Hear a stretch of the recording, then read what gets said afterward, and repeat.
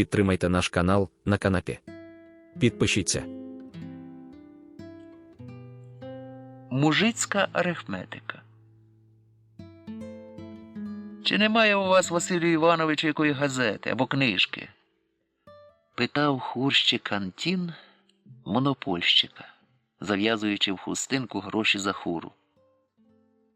Василь Іванович, панок середнього віку, червоненький, з круглим животом, потягнув цигарки і пустив хмару диму. «А навіщо тобі книжка?» – спитав він, насупивши ріденькі брови. «Побавився б трохи святом, а то забув, коли і книжка була в хаті», – одмовляє Антін. «Мабуть, і азбуки запам'ятав уже». «То тобі велика шкода от того. Як сказати правду, то пусте оте діло книжки читати», – став казати Василь Іванович. «Та зовсім воно й не личить тобі». «Звісне діло. Хіба треба, щоб нам були книжки в голові?» – згоджується Антін. «Часом за роботою нема коли вгору глянути, не то що в книжку. То чи не знайшлося б, кажу, чого-небудь для мене?» – знов казав Антін, трохи переждавши. «Почитав би трохи по обіді, щоб не скучати». «Хіба от що?» – подумавши, сказав монопольщик. «Я внесу тобі псалтиря. Для свята більше підходящої книжки і не знайти». «Псалтир є в мене, Василю Івановичу», – мовив Антін. «Чи немає якої-небудь іншої? Може, є така, що пише про волю та про землю?» Василь Іванович скосив набік заскалене око і закусив губу. «Таких книжок, як ти кажеш, у мене, братику, не водиться. За такі книжки знаєш, куди тепер ховають?» Василь Іванович суворо глянув на Антона. «Стережись, Антоне, тих книжок, як огню. По-приятельському раджу тобі. А коли вже тобі припала така охота читати, то підожди. Я тобі дам іншу книжку». Василь Іванович пішов у другу кімнату, відкрив шафу і став ритися в купі якихось паперів та книжок.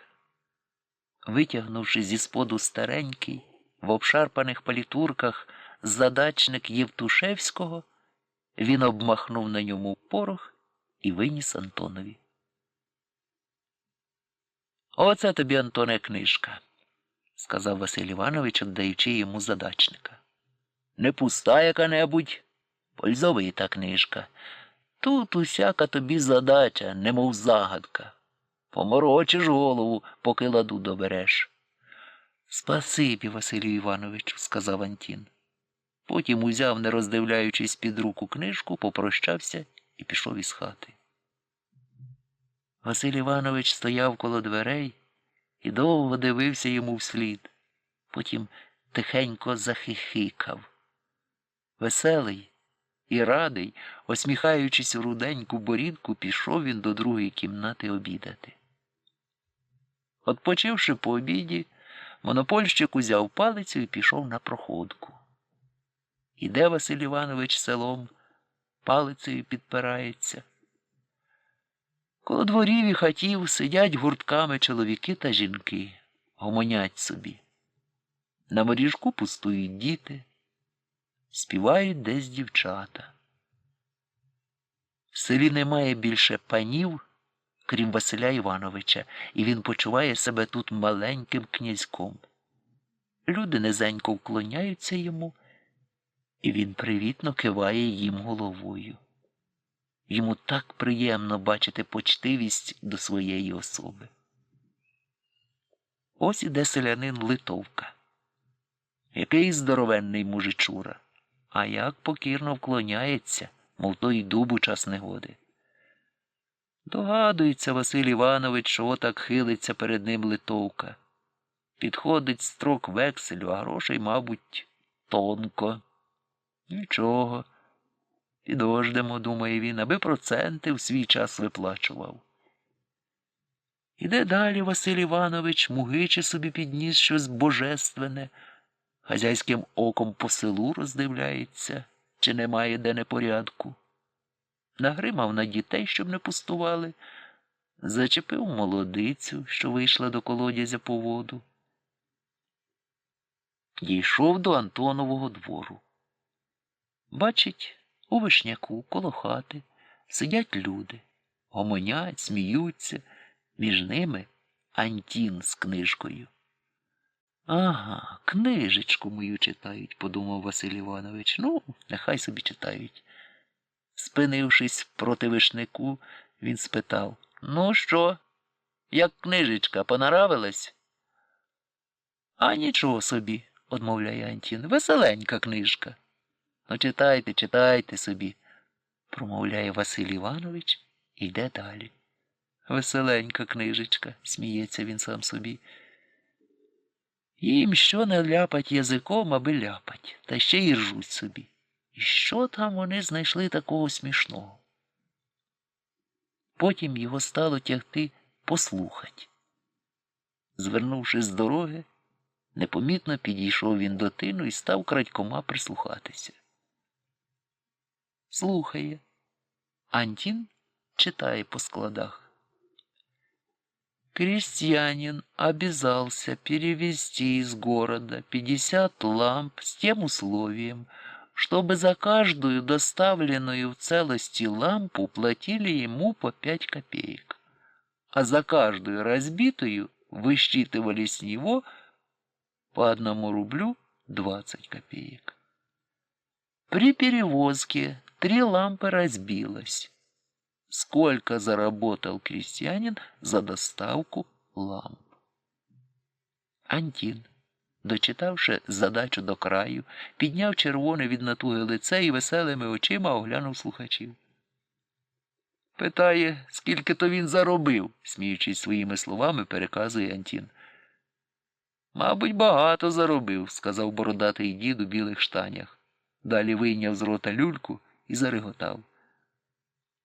Не скажу вже, скільки він там заробив, тільки знаю, що як стане так заробляти, то скоро й останньої коняки збудеться, додав руденький і жвавий Охрім. Хай йому біс з такими заробітками. Це чи не буде так саме, став розказувати дід у білих штанях, як назаробляв Захарів парубок у економії. Пробув тиждень коло молотилки у пана, приходить у суботу ввечері додому. Ну, каже батько, давай же оце, сину, гроші, завтра поїду в місто, там дещо купити треба. А він став та й каже, оце хоч бийте, хоч лайте, а грошей не приніс ні шага. А батько, а де ж ти, сучий сину, дів? Загубив чи, може, вкрали? Не так було б, мені, каже, шкода, коли б я загубив або вкрали, а то зовсім і в руках не держав. Потім і розказує, що там уломилось було, щось коло віялки, а вину на нього склали.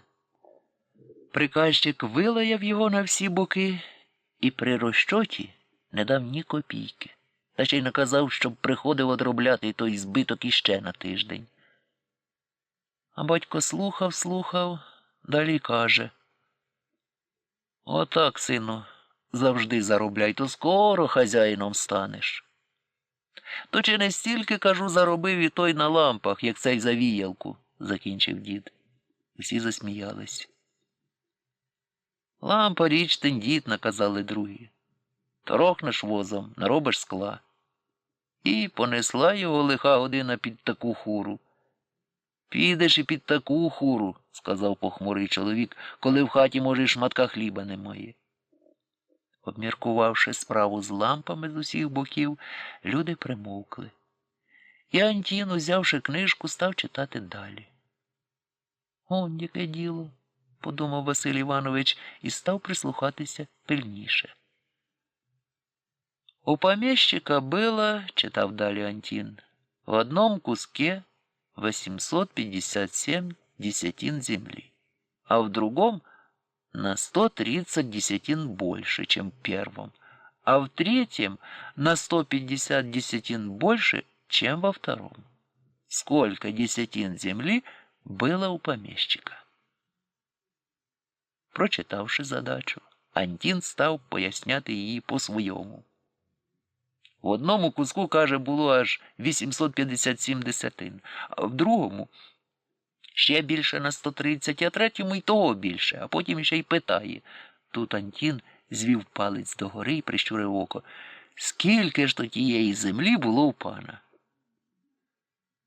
А, мабуть, чи не більше було, ніж у всеї нашої громади, каже, усміхаючись, один з гурту. Коли б оце на всіх нас хоч один отой кусочок, то було б і нам, і дітям нашим. Ото кусочки, моргнувши оком, сказав Охрім, це не те, що в тебе або в мене.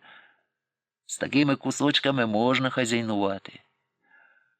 А коли б йому в одну руку опруг, та в другу півопруга, а в третю й зовсім нічого, от тоді б нехай він похазяйнував, по неволі пішов би лампи возити. А добре було б знати, скільки то прийшлося б на двір, коли б усю ото землю та поділити поміж нашими громадянами, проказав похмурий чоловік. Далі Василь Іванович уже не міг терпіти. Вийшовши з-за тину, він почав докоряти людей. І навіщо б ото я базікав отаке язиком? Тож книжка написана зовсім не для того. По їй треба вчитися арифметики, а ви казна, що витіваєте. Коли так читати, то краще зовсім не читати. Та ми, Василю Івановичу, читаємо так собі. З нудьги виправдовувались люди, аби чим час загаяти. То не краще було б з нудьги взяти та й полічити, скільки вийде в кожній задачі, наставляв Василь Іванович. Тож на те вона і є арифметика. Передні чоловіки сиділи і вдавали, що ніби увічливо слухають Василя Івановича, а позаду Охрім накивував бровою своїм сусідам і стиха гомонів. Це виходить така арифметика. Панові звозять хліб з поля, а мужикові нема з чого возити, то мороч голову, скільки то всей землі в пана. Скілько душ пирснуло з осміху, проте здержали, щоб не зареготати голосно. Бачте, казав далі Василь Іванович, почувши сміх, смієтеся, а й самі не знаєте що. А я знаю, що ні один з вас не доведе до ладу задачу. Те вже нам, сказали передні, ми люди малограмотні або й зовсім неграмотні, куди нам полічити отаку силу? А Охрім казав далі своїм сусідам, це скажемо так, у тебе, Микито, скільки землі? 2 опруги? Ну і у мене щось коло того. От зійшлися ми та й балакаємо. А давай будемо лічити панову землю, коли своєї катма. Ти скажеш, стільки в пана землі. А я скажу, ні, стільки. Ти скажеш, брешеш, бо стільки. А я скажу, ні, ти брешеш. Потім ти мене цап за чуба, а я тебе по уху, і пішла арифметика. А ось Грицько йде та й питається, завіщо то люди б'ються? Чи не за батьківщину часом? Усі зареготали, вже не стершуючись. Василь Іванович став сердитись. Варнякаєте ви таке, що воно зовсім не до діла. Я ж вам кажу, намагався він пояснити, що в задачникові тільки так пишеться про кого-небудь, аби було над чим рахувати. То те ж саме й ми кажемо, перебив його Охрім. Коли вдома чорт має чого рахувати, то давай... Тьху! Плюнув з серця Іван Васильович. Давай сюди книжку, крикнув він до Антона і трохи несилою вирвав її у його з рук. Вам книжки читать? Вам хвости волам крутити? Ото ваша книжка. Василь Іванович повернувся і пішов від гурту. Усі реготалися. Знаєте, Василь Іванович, крикнув Охрім услід монопольщикові, коли б довелося нам ділити ваші 90 десятинок, то, може б, таке поділили по своїй, по мужицькій арифметиці. Може, чи й поділили б, підхопив сумний чоловік. Василь Іванович зразу спинився, мов його хтось іпнув за полу, повернувся, хотів щось сказати, потім плюнув і мерщій подався до своєї монополії. Бач, як закрутив носом. Видно, не дуже до смаку прийшлась йому мужицька арифметика, казали, сміючись люди. І звідкіль принесла його нечиста сила, казали другі. Тільки де 2-3 чоловіки зійдуться, то вже й його чортяка, хоч не хоч, внесе туди. Не дав начитатись у волю, а шкода. Втішна була книжка. Підтримайте наш канал на канапі. Підпишіться.